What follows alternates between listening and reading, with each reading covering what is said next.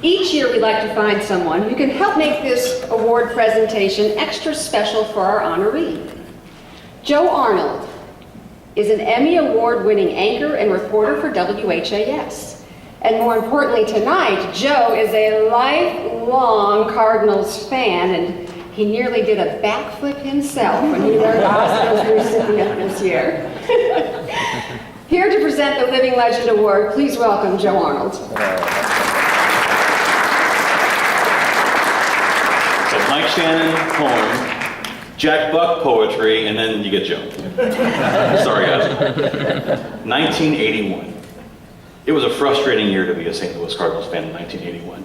The Redbirds had finished with the best overall record in the National League East, but didn't make the playoffs because they didn't finish with the best record in either the first or the second half of the season in the strike-shortened season.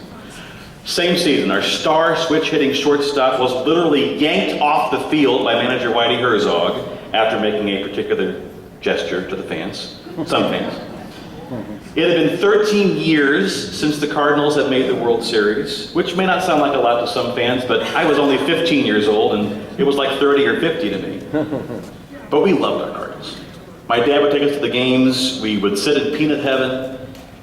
The Cardinal popcorn containers, I don't know if you ever saw it from the field, were shaped basically at the end of the game, or at the end of the popcorn, you could tear out the bottom, it would become a megaphone.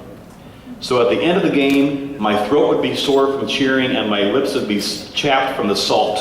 But we loved our Cardinals. Another unique phenomenon, though, in addition to the popcorn, happened the next year.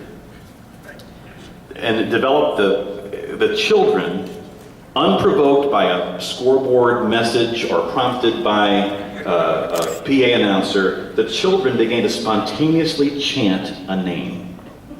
Ozzie, Ozzie. I can't do it that high. It was all, remember, an octave higher than all the grown-ups in the crowd. It was Ozzie, and every year after that, whether he was stepping into the on-deck circle or diving behind second base to snare a ground ball and flip it to Tommy Herr to begin an unlikely double play or performing the backflip, Ozzie Smith created memories. Yeah. He flipped for us and we flipped for you. Yeah.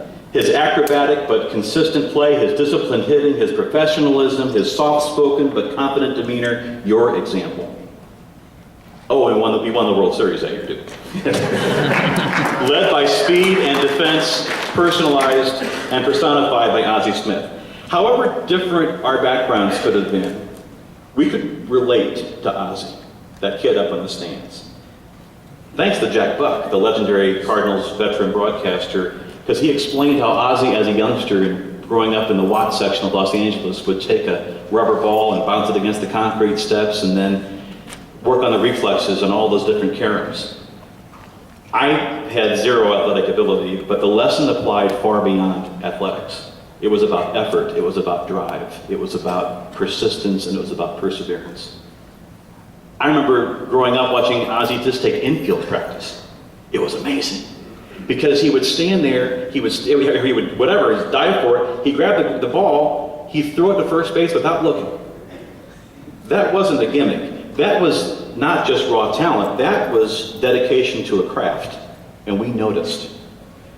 Ozzie would later on say in your Hall of Fame speech, absolutely nothing is good enough if it can be made better, and better is never good enough if it can be made best. Did I get it right?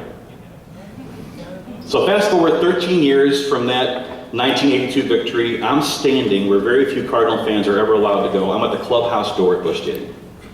The Cardinals had called up the minor league PA announcer, me, to be the PA announcer for a couple of games. So I take 3 steps into the clubhouse, I open up my little cassette recorder and hand my microphone, and I'm stopped in my tracks by a voice. What are you doing in here? You can't be in here. Bob Gibson. I am scared to death. So later on he'd come out, he'd give me an interview. I can say I got brushed back by Bob Gibson, that was fantastic. But the player I wanted to find was Ozzie Smith. It was the week that Cal Ripken was to break the consecutive games streak. And so I wanted to find Ozzie and think what this great shortstop had to say about Cal Ripken. So when I caught up with Ozzie, this is 1995, Ozzie had just come off the field, I realize now, looking back, you were probably in a lot of pain because that was the year you had the injury. You were out for 3 months. So here's this cub reporter sticking a microphone in your face, expecting eloquence on demand from the ball player about another player's accomplishment. Think of it. The 18th season of a Hall of Fame career, I'm standing at this locker, the Wizard of Oz, and I ask about a different player. Yet when I asked my questions, Ozzie listened. He showed appreciation for it. He stopped what he was doing. He gave me exactly what I was looking for and hoping for. Everything that I imagined that Ozzie Smith would be, watching from Peanut Heaven or watching on This Week in Baseball. All I wished Ozzie Smith would be, he really was. You didn't let me down. You never let any of us down. So his Living Legend Award ring, which we have right here, lists Ozzie's 13 gold gloves, as Ann said, his 15 All-Star appearances, and his Hall of Fame induction. But it's inside the ring where one of Ozzie's indelible moments is engraved. Inside the ring it says simply, "Go crazy, folks." Ozzie, we always will, we always have been crazy for you. So ladies and gentlemen, please welcome to our podium the 2014 Louisville Slugger Living Legend Award winner, Osborne Earl Smith. Ozzie.